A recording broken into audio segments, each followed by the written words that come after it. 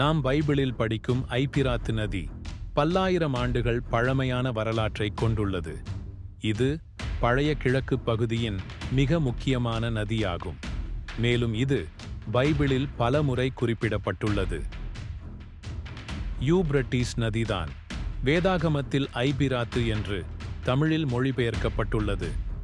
ஐபிராத்து ஆறு கிழக்கு துருக்கியின் ஆர்மேனிய மலைப்பகுதிகளில் உருவாகிறது.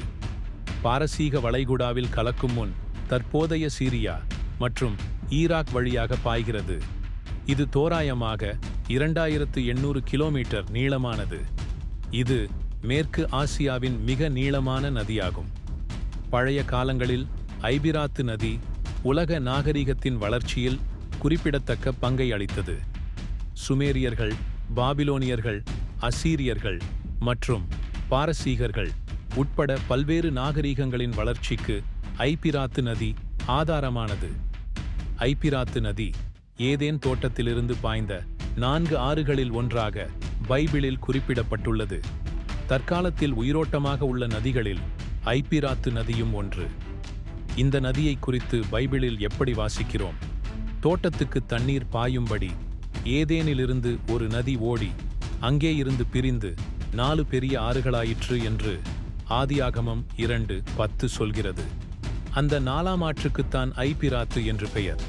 ஆனால் தற்போது உள்ள ஐபிராத்து நதி உற்பத்தியாகும் இடம் எது தெரியுமா? கிழக்கு துருக்கியின் ஆர்மேனிய மலைப்பகுதிகளில். ஒருவேளை பெருவெள்ளம் வந்த காலத்துக்கு பிறகு உற்பத்தியாகும் இடம் மாறியிருக்கலாம்.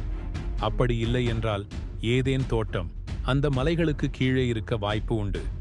இன்னும் ஒரு ஆச்சரியம் என்னவென்றால், அந்த மலைச் சிகரங்களில்தான் நோவாவின் பேழை கடைசியாக நின்றது. உண்மையில் அது 2 மலைச் சிகரங்கள்.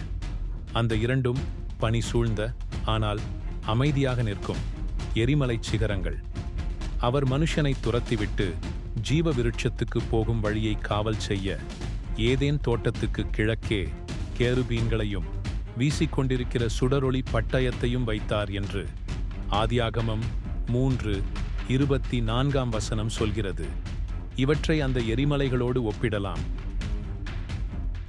அவைகளின் மேல் நோவாவின் பேழை நின்றது. மனித குலத்தின் புதியதொரு வாழ்வை பிரகடனம் செய்வதாக இருக்கிறது.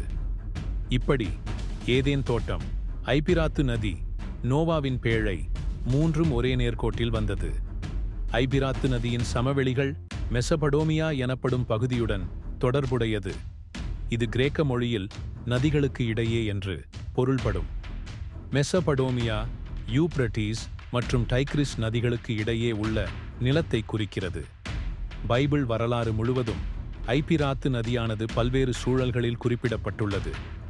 இது வாக்கு பண்ணப்பட்ட தேசத்திற்கான ஒரு எல்லையாக தேவனால் கொடுக்கப்பட்டது. பைபிளின் வெளிப்படுத்தல் புத்தகத்தின் தீர்க்க தரிசனங்களிலும் இந்த நதி குறிப்பிடப்பட்டுள்ளது.